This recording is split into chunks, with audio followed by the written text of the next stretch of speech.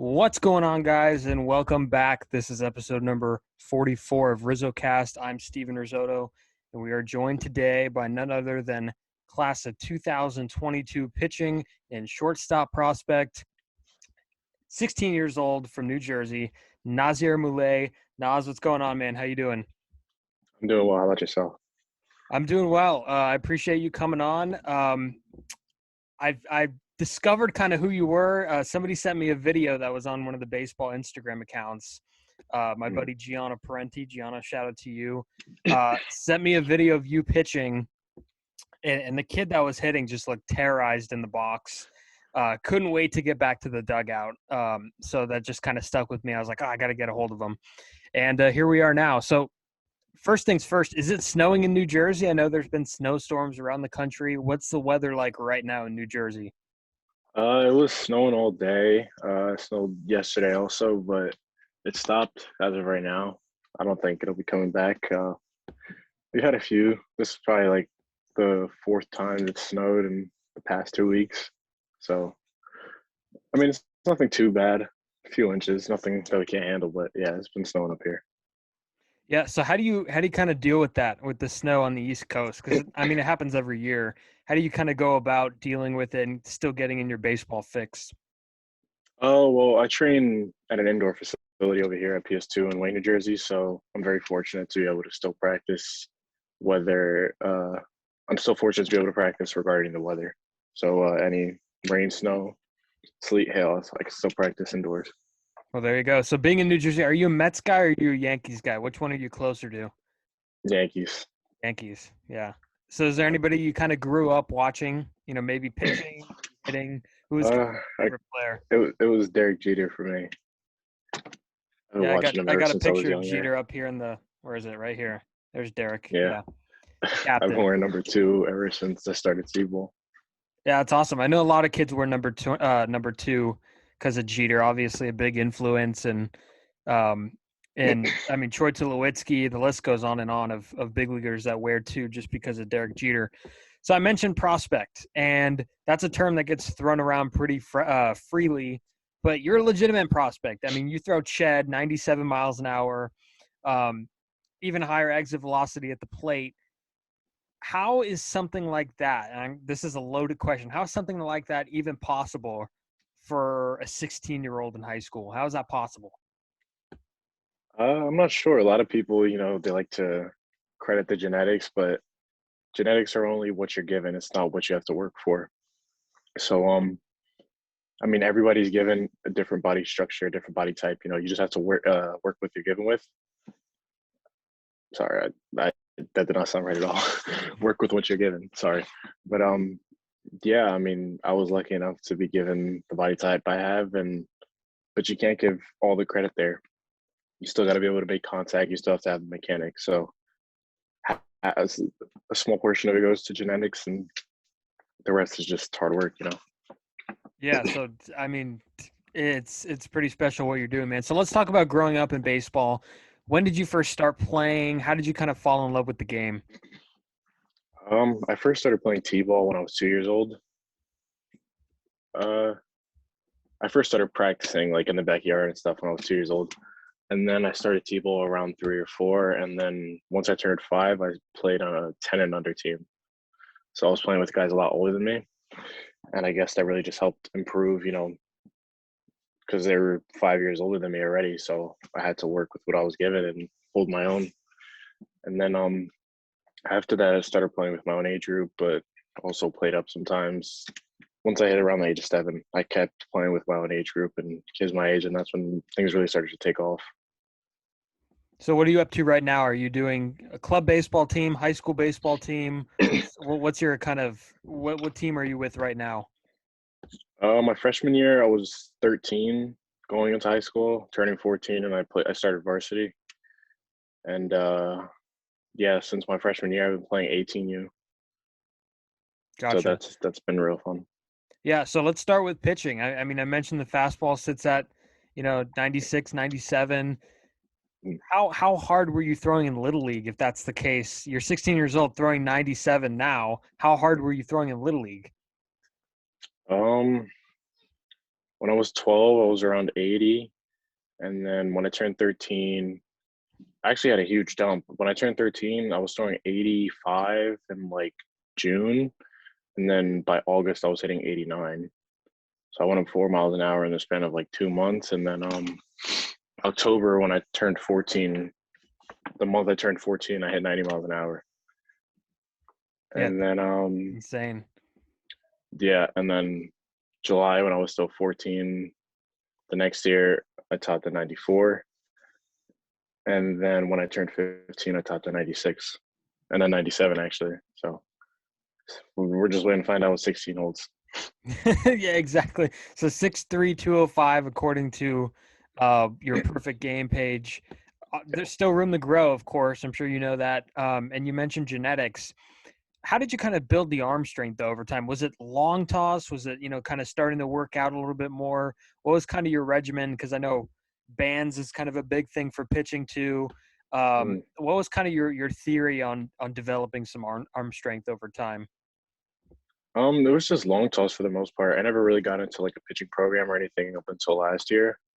So everything before that, it was just, long toss and doing things with my uncle and my dad, our own thing. I wasn't getting professional help. I wasn't getting instruction from anybody at a higher level. It was just kind of, we were doing our own thing and it was working out. And then last year I joined this new program here at PS2 and I got into a pitching program and we've been doing all sorts of things over there, bands, weighted balls, long toss, and strength and conditioning, like lifting and stuff to get stronger. So before this past year, it was all, just kind of floating with it. And then last year we started to get into like more of a structured kind of thing.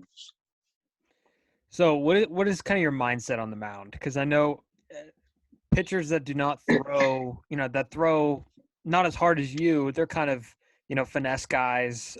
There's some guys Mm. that throw pretty hard, 80s at 16, I guess. So what's kind of your mindset on the mound? Because if you really wanted to, you could just stick 90% fastballs against some of the talent your age.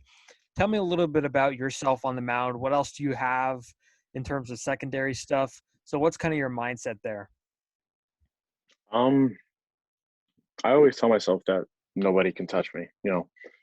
A lot of people need to have that mindset in order to make it far in this game or anything you want to do in life. You don't want to show it to other people that, like you don't want to tell other people you're better than them, but you kind of have to have that mindset for yourself in order to get to the spot you want to be in. So yeah, I have the fastball. I have a cutter that sits around like 86, 87. And then I have a slider that's about 73, 74, and a changeup that's around like 83, 84. So, I mean, fastball is usually the primary. And then if you see people are just waiting for the fastball, you could go to any other pitch. I mean, they're all pretty effective as of right now, but there's always things I can improve on. So, yeah, I mean, I use my fastball a lot, but I always have backups if need be. Yeah, so I'm gonna actually share my screen real quick because those of you guys that didn't realize what I was talking about before, this is the video right here of Yeah, the that kid. video blew up. It did blow up. This is turn 2 on Instagram, and the kid shaking his head, looking at third base coach, saying, no chance. I mean, it's just not even fair. I mean, this kid's expecting 75, and I mean, he's stepping out. So how many no-hitter? I mean, that's a question, I guess. How many no-hitters have you thrown? Like, how many no-hitters have you had? How many perfect games? Tell me about them. I've had so many opportunities and they always get ruined. Like I've had the last no hitter I remember was when I was like 10, and then everything after that has just been one hit, two hits occasionally, but for the most part it's all one hit. Like last year, I threw a high school game and I had a no hitter up until 2 outs in the bottom of the seventh. And there's a comebacker. I try to make a play, it goes off my glove, and then the runner at first gets called safe, and they call it a hit. And then I threw a one hitter 2 years ago over in Florida against Canes National. I've thrown a lot of one hitters, not many no hitters. It always gets ruined somehow. It always gets ruined. I like it. Um, is there a cat like? What do the catchers think that you play with? Like, I mean, you don't go to a high school expecting to catch, 95, 96, 97. Do you have like a special personal catcher that, or have they just kind of gotten used to it? I guess it's a good learning lesson for if they want to go pro too. Yeah, a lot of like I said, I play 18U, so Yeah. the catchers I play with, they're usually older. My catcher as of right now, he's the catcher for both my club team and my high school. Luckily, they're both right next to each other, so a lot of the kids from my high school also play on my club team. So yeah, I've been with him since my freshman year. He's only a year older than me. He's 17 now. Um, but yeah, I mean, a lot of people adapt to it. Like, I know it must be difficult, but once you see it often, you kind of get used to it. So I really credit them for that and being able to hang in there. Yeah, hang in there. That's a good way to put it. Um, do you ever get intimidated, seeing the guys behind? Because I'm sure you've seen it for a little bit now. Seeing the guys with the radar guns behind the plate, does that ever throw you off at all? No, I know what I'm capable of. So I never try to impress a radar gun because if somebody comes to a game with a radar gun, it's because they've heard about you previously, and they already know what you can do. So there's no need to feel like you need to impress them even more. Like they've already gotten a tip of what you can do, so there's no need to go out there and do it every single time. You just need to play your game. Yeah. So, as a student athlete, how important is it? Because I know it's been hard, of course, with distance learning. How Mhm. important is it having a good education and doing well in school to you? Like, how important has that been to you in your baseball career? Because I know it's important if, players are trying to go pro. What does being a student athlete mean to you? I think it's very important because baseball is always just temporary. Yeah. Nothing in life is forever, so you need to always have a backup plan, or even just I wouldn't even say a plan B, but just something else to fall back on just in case. Like I would love to commit to a school, but as of right now, I want to visit schools before I make a commitment anywhere, and I haven't been able to do that because of the pandemic. So that's why I'm kind of holding off on committing somewhere because I just want to take visits, see, you know, make a decision with my family on what fits best. And due to the pandemic, I haven't been able to do any of that. So I'm still in kind of like the process of trying to pick the right school due to the fact that I haven't been able to visit anywhere yet. Yeah, for sure. So let's kind of skip over here to infield. You're primarily a shortstop, correct? Yes. So how much pride do you take in your defense? I think it's a major part of my game because a lot of people look at the size and they think too much of it, like he's going to be a third baseman or something of that sort. But I cover a lot of ground. I have a lot of range, and my arm strength also plays at a higher level. Um, I'm not sure what I was across the diamond, but like last year in February, I was like 94, 93, 94. I'm not sure where I'm at right now, but I have a lot of range, and I take pride in that. So I think I would be beneficial as a two-way guy. I can't choose fielding over hitting or fielding over pitching, pitching over fielding, anything like that. Yeah, so you're also one of the best offensive players in your class too. So you're surrounded by so many numbers around you, I guess nowadays, launch angle, Mm, exit velo. How much do you pay attention to those stats? Is that kind of like a part of, because I know I watched the feature on you with Whistle, I think they did, and you were mm. pointing out some of the numbers there. How much do you look at those? How much do you rely on those to help you improve? I like to look at the line drive percentages because you can take a home run swing anywhere, but it's not always going to play in the game. If you go into a game trying to swing out of your shoes, you're not going to get anywhere but striking out. But if you go in there with a line drive approach, hit the ball the other way, eventually the ball's going to find a way out on its own. So you just got to put the barrel on the ball, make hard contact, and the ball's going to find its own way. So you see Shohei Ohtani, and you see, Mhm, guys like Brendan McKay, and they're two-way players. mhm. Is that something you want to continue down the road, or do you kind of have a plan of maybe possibly picking one? Like, I don't know if you've heard of Hunter Green, the former Reds Yeah. top prospect, current Reds top prospect. He picked pitching. So is that something you're going to commit to, kind of going both ways, or are you going to try and pick one down the road? I know it might be too Uh, early still. I believe it'll be beneficial both ways. I might try to do something like, I want to play shortstop and hit every day. And then if a team needs, I can come out and close a game in the ninth inning if needed. I think I would be more beneficial that way because if you take me off of either side of the ball, you're going to lose something, regardless of the situation. If you choose me as a pitcher, you're going to lose a bat and an infielder. If you put me as an infielder and a hitter, you're going to lose a 98-mile-an-hour pitcher as of right now. So I think I would be beneficial both ways. And I'm sure wherever I end up in my future, the coaches will know what they're doing and they'll know exactly how to use me to the best of to the best of my abilities and both the best of whatever the team needs. Yeah, I love it. So what's your daily routine when it comes to baseball? Are you a cage guy every day, maybe a bullpen a few times a week? What is your schedule like for baseball? I usually do hitting and fielding every day, except for I'm usually have Sundays off. That's the only day off. But I do hitting and fielding every day, and then I do pitching on Tuesdays and Fridays. And I lift like, weights and gym and stuff Mondays, Tuesdays, Wednesdays, and Fridays. And I also do speed and agility on Wednesdays. So it's, hitting and fielding every day, fielding twice on Mondays, um, speed and agility on Wednesdays, and then pitching and bullpens Tuesdays and Fridays, alongside with the hitting and fielding and everything else. Yeah, and you make time for the interview, so gotta love it. So we saw Fernando Tatis Jr. just get paid. He's fun for the game. I'm sure you could agree with me on that. What are some of the thoughts on the emotion in baseball? Because guys are now having fun. I mean, it used to be a game Yeah, where you couldn't show any emotion or you were going to get thrown at. Now pitchers are throwing fist pumps as they're coming off the mound. Bat flips are coming into play now, and it's being yeah. accepted. What is kind of your thoughts on the new school approach when it comes to the emotional play of baseball? I mean, I agree with it. People can't hold in their emotions forever.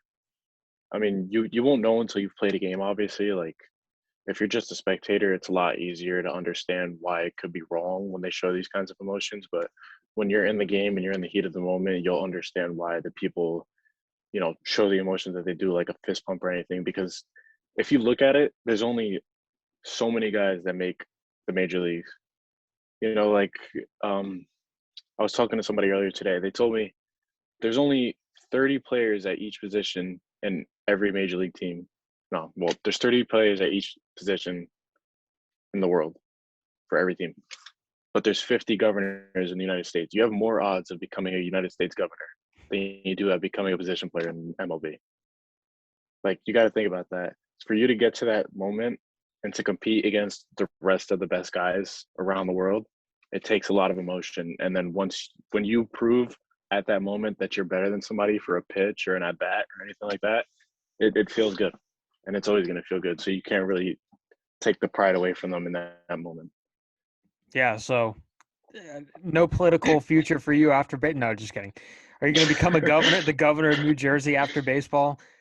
He made a good point. Like, No, you it's have a great more of a point. It's a chance of great point. becoming you have more of a chance of becoming a governor of the United States than becoming a baseball player at any position. Yeah, and the best, and and this is such a cliche thing because we've heard it so many times, but the best players succeed 3 out of 10 times. Something we always hear, and it's still Exactly. mind-boggling. So it's pretty insane. So let's kind of end this here on a high note. Let's talk about the draft because it's you're being discussed like going up pretty high, 2022, 2023, wherever. It's still a lot of time from now. Is that something you look at? I mean, be honest. Is it something you look at? Do you have your mindset on that, or is college still kind of the main goal for you? College is always a goal. The draft is obviously, an option, but college is where it's at right now because, like I said, baseball is never permanent. Something could go wrong. God forbid something could go wrong tomorrow. You get hurt, something happens. Your career's over. You need a backup plan. So, like I said, college is always the priority. But if you get an offer that you can't take down in the draft, you can't turn down in the draft. That's always a possibility too. But college is really looking upright right now, depending on, like I said, after the pandemic's over, where I could visit, um, making a decision with my family. I mean, so many things come into play that you can't really do anything until the time comes. Like, you can't say you're going this way, you're going that way. It's all depends on what happens when the time comes. Yeah, for sure. So look real quick. We'll end it on this. Goals. How far, what are kind of your goals for short-term goals, long-term goals? What are some of your goals in terms of baseball? Um, you know, they just sky's the limit. I want to become the best player I can be. I won't set myself short. I won't put a cap on myself. I mean, if you want to talk about goals, it's things like hitting 100 miles an hour off the mound. That's always a goal, but it never stops once you reach that goal. You always have to keep creating new goals for yourself. So I can't really set a specific list because there's always something that I can and that I want to improve on. Yeah, for sure. Naz, I appreciate you joining the show, man. Nazier Mulé will be following his journey, of course, on RizzoCast. You guys could subscribe, and of course, listen on Spotify, Apple Podcasts, iHeartRadio, Stitcher. It's pretty much everywhere. YouTube, of course, you can find us. So go ahead, like, subscribe, anything you can do to help the podcast. Naz, thanks for coming on, man. I appreciate it. Thank you for having me. Thanks for listening, guys. Thanks for watching, and have a great rest of your day.